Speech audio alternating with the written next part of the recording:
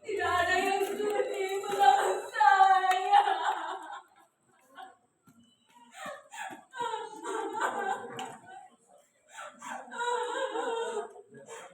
Tidak ada yang datang.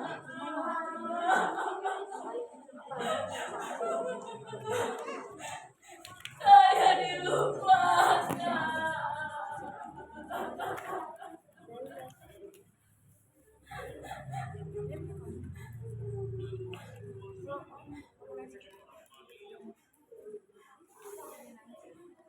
Berapa lama saya di sini?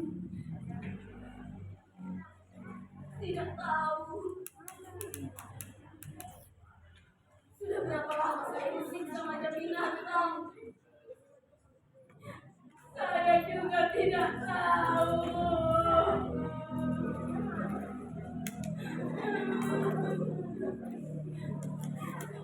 Apa saya binatang?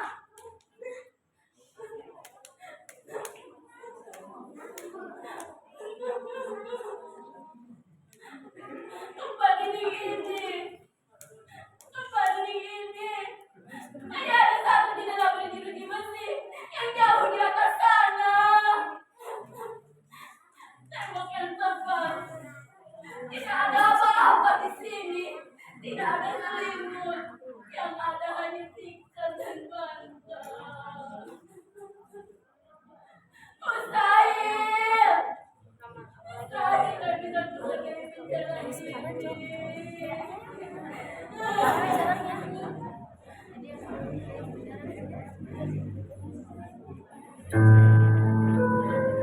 Udah sih. Kamu udah sih. Udah sih kan? Bagaimana caranya?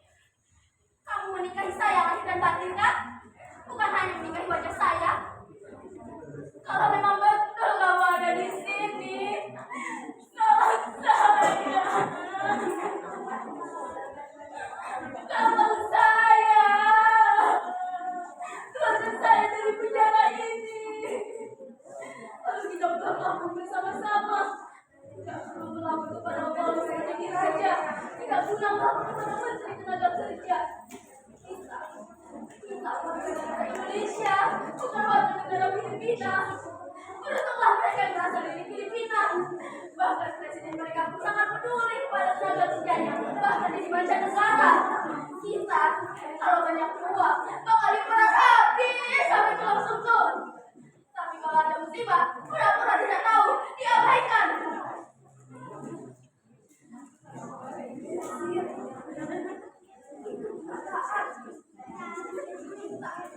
Binatang, penghasil devisa negara.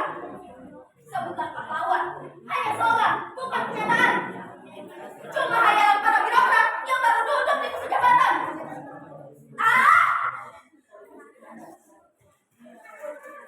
Sudahlah Mudasir, bicara tentang kekacauan penanganan terhadap para TKW seperti saya selalu bikin dada ini sesak. Lebih sesak lagi dada kita, karena kenyataan yang sedang menyerang itu tidak bisa diakui sebagai kenyataan. Mengapa? Karena mereka malas menanganinya, tidak sudi tangan kotor dan energi dihamburkan. Berorganisasi agar pejabat-pejabat kita dihargai oleh orang asing. Kenyataannya, para pejabat kita sering jadi tawahan di luar diplomasi. Malah bodoh, tak bisa pintar. Dulu, akibatnya kita yang sampai dikorban, dikorbankan.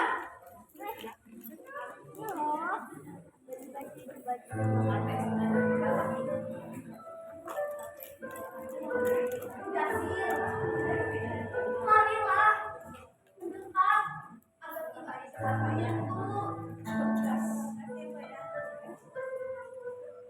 Mengapa sendiri di situ? Di situ ada tempat saya yang besar dan kecil. Di ruang ini tidak ada kamar mandi dan WC. Ini hanya sebuah pembawa tanah. Tentang ada tadi nama siapa? Kenapa? Saya tidak bisa menulis surat. Mana mungkin saya bisa bikin surat? Kenapa? Saya tidak punya. Di sini tidak ada apa-apa.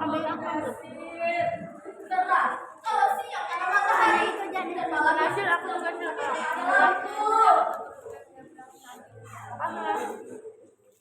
saya tersiksa Mudasir. Tersiksa. Mengapa tidak menolong saya? Lihat. Bukan luka-luka itu punya tubuh saya.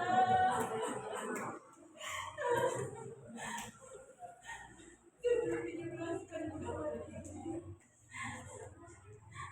saya ingin memulih semua kotak-kotak memukuli saya.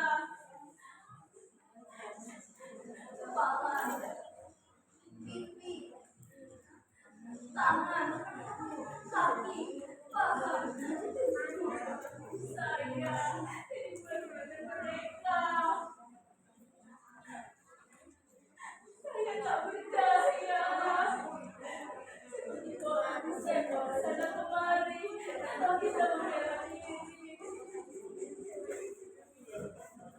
Saya hanya menangis dan bertanya, apa salah saya?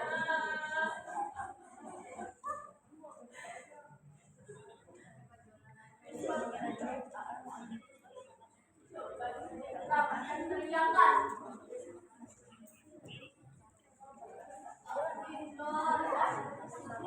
Bangsa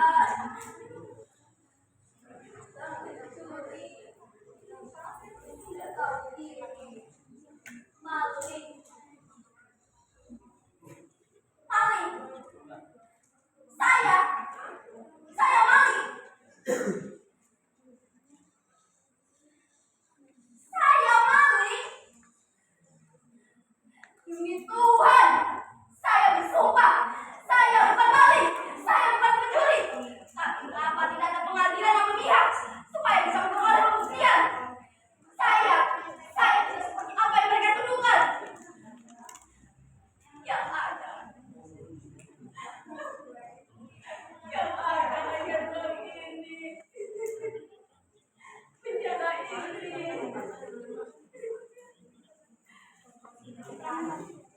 Pukuli kepala saya ditutupi oleh kalung. Lalu saya diseret.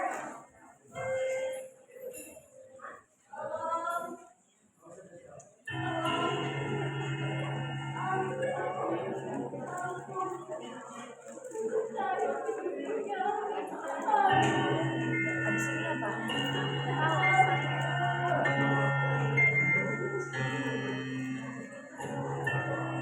Bukan saya.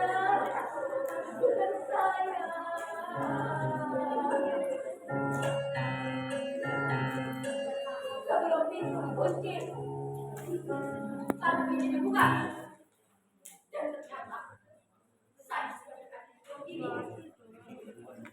di penjara ini sampai sekarang.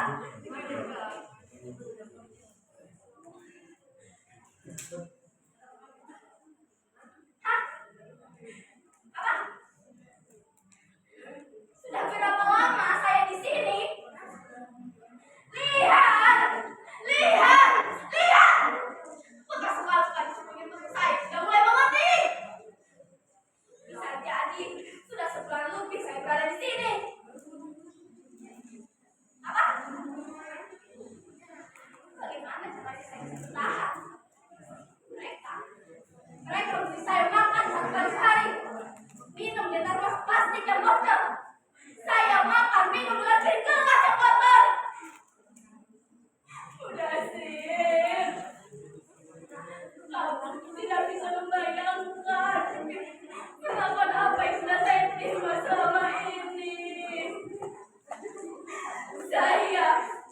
Saya memang lebih pantas disebut anjing. Saya dianggap bukan manusia lagi. Kekuatan hukum pun nampaknya tidak berdaya lagi dalam hal ini. Sebab aparat tidak bisa dipilih kasih. Mana mungkin mereka membela saya, pelayan yang miskin, indah lagi. Saya yang diajak nama untuk merampok mereka sebelum mereka masih dipercaya kepada sesamanya yang sebangsa dan kaya. Bukan kepada anjing saya. Tapi udah sih. Demi Tuhan. Demi Tuhan. Saya bekerja. Saya memperoleh upah karena saya bekerja. Saya bukan pemalas. Saya bangun sebelum subuh, membersihkan rumah, menyapu, mengepel, mengurus semuanya. Saya sendirian di rumah sebesar ini. Pekerjaan baru selesai sekitar pukul 9 malam. Itu pun tidak selalu begitu. Tidak sampai anak-anak. Saya harus melayaninya. Saya kadang masak tengah malam. Karena aku minat makan. Tak apa. Semua saya lakoni dengan gembira dan ikhlas. Saya tahu diri. Sebagai pelayan yang datang dari tanah seberang, saya tidak pernah macam-macam. Semua saya lakoni dengan ikhlas. Saya tidak boleh mengeluh. Semua kondisi saya terima. Setahun saya terima gaji. Dan kamu sendiri juga sih. Sebagian saya tabung dan sebagian saya kirim ke kampung. Di dalam surat kamu menulis sudah menerima kiriman dikit saya. Kamu juga menabung. Beberapa saya di sini 5 tahun. Saya bertekad di ujung tahun kelima saya akan membawa pulang ringgit sebanyak-banyaknya untuk membeli beberapa hektar sawah untuk modal masa depan kita.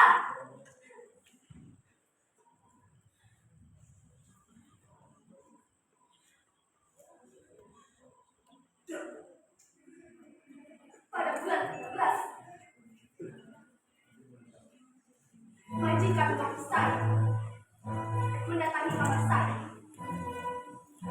Sama lalu dia. Waktu sekitar pukul 11 malam. Nyonya majikan dan anak-anaknya menginap di rumah ini di Kilon Kota. Jadi, di rumah sebesar ini ada anak berdua. Dia masuk ke kamar, lalu duduk di pinggir ranjang, menatap saya dengan diam. Saya buru-buru duduk, balas menatapnya dengan mata heran. Saya tidak sempat bertanya, lebih tepat tidak berani. Ya, saya tidak sempat menanyai apa maksudnya masuk ke kamar saya. Tapi sebagai perempuan, kalau saya bilang ada sesuatu yang telah keluarga batin saya. Saya ketakutan. Teriak-teriak itu keras. Kemudian dia berbalik. Dia dengan isyarat tangan menyuruh saya berbalik di sampingnya. Tapi saya menolak. Dia melapar. Dengan isyarat kembali untuk menyuruh berbalik di sampingnya. Saya tidak memberikan kepada saya. Saya ketakutan.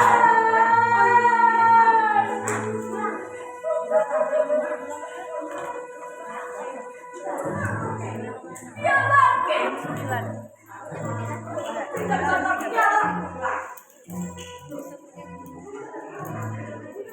Saya pikir dia akan menerima saya. Saya siap siaga. Saya siap gugur jika hal itu dia lakukan. Tapi untunglah hal itu tidak terjadi. Dia berjalan menuju pintu dan tutupnya dengan keras. Terdengar suara langkahnya semakin menjauh.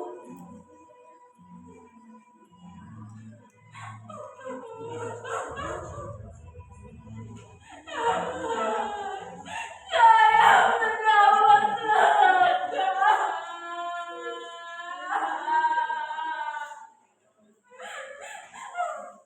Saya bersyukur kepada Tuhan. Malam itu tidak terjadi apa-apa atas diri saya. Ya, saya selamat dari perkosaan majikan. Saya membuka pintu dan menangis sampai subuh.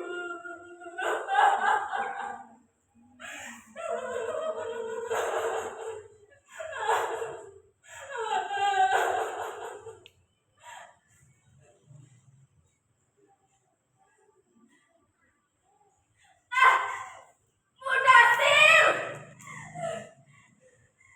Saya baru sadar. Barangkali itulah satu-satunya kesalahan saya. Menolak hajat majikan. Itu makanya saya dipukuli, ditenangi, dan disiksa macam begini. Siksaan memang tidak segera saya alami. Maksud saya, di bulan 15 keadaan masih berjalan normal. Tapi di bulan 16 majikan laki saya mulai mengaku kehilangan uang. Siapa lagi yang bisa dituduh kalau bukan saya?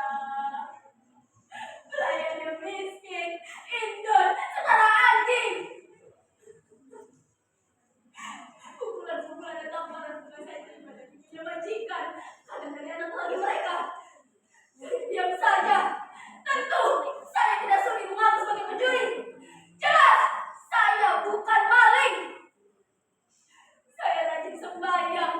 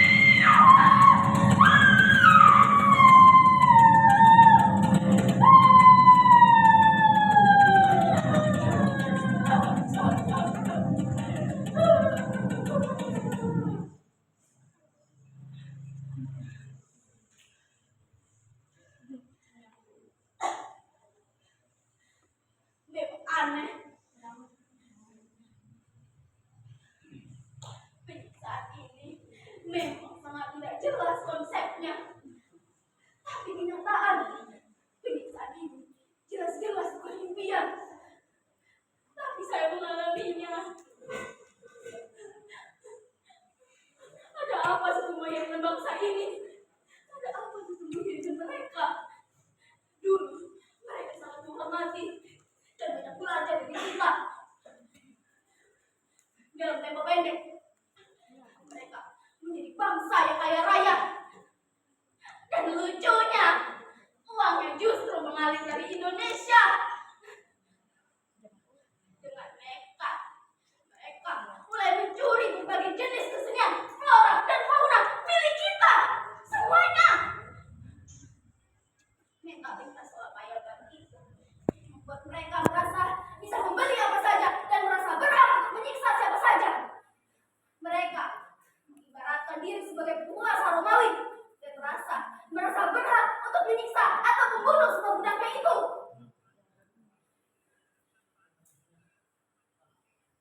Mudasir, kenapa diam saja? Aku tidak percaya dengan cerita saya.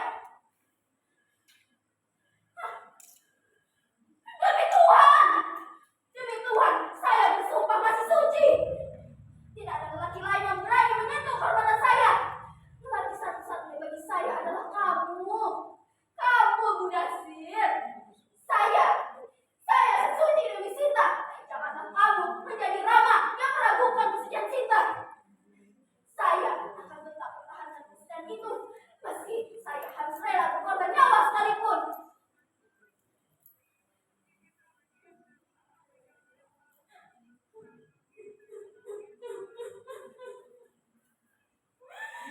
Jangan pergi, Mudasir. Jangan tinggalkan saya. Jangan berbalik. Jangan. Itu tidak penting lagi. Itu tidak penting lagi bagi saya. Satu-satunya bagi saya adalah kamu. Kamu, Mudasir. Kamulah satu-satunya harapan saya. Saya tahu. Kamu marah. Padaku. Saya sudah pergi bekerja di negeri ini. Padahal dengan kita baru 3 bulan. Tapi itu rencana saya. Mengumpulkan modal untuk masa depan kita. Saya harap bisa dipahami. Tidak mungkin di negeri sendiri saya bisa menggait penghasilan sebesar saya bekerja di negeri ini. Berapa gaji paling besar seorang pembantu rumah tangga di Jakarta? Di negeri ini saya bisa memperoleh 5 kali lipat dari gaji mereka. Dan itu sangat menggiurkan. Ya, saya tahu betul. Menggiurkan, tapi risiko yang besar. Saya sudah menghitung semua resiko. Ajaran agama selalu jadi pegangan. Nasihat orang tua tentu itu pernikahan kita. Apapun saya terjadi dalam dunia nyata, bukan dalam dunia maya, bukan di layar putih. Saya Atika dan saya bukan bintang film.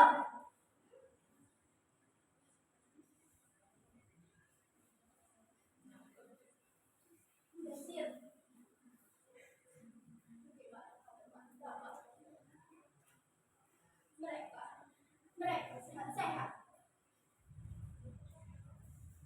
Enjong bapak sudah sembuh. Saya berkirim uang lumayan besar.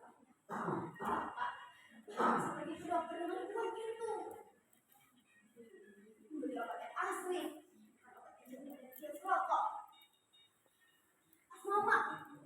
Asma, masih sering kamu. Saya memiliki alat hisap. Alat itu sangat bermanfaat jika asapnya kambuh. Pakai, jangan ragu. Saya cukup banyak untuk membeli tablet-tablet pencegah asma. Saya yakin pasti asmanya sembuh.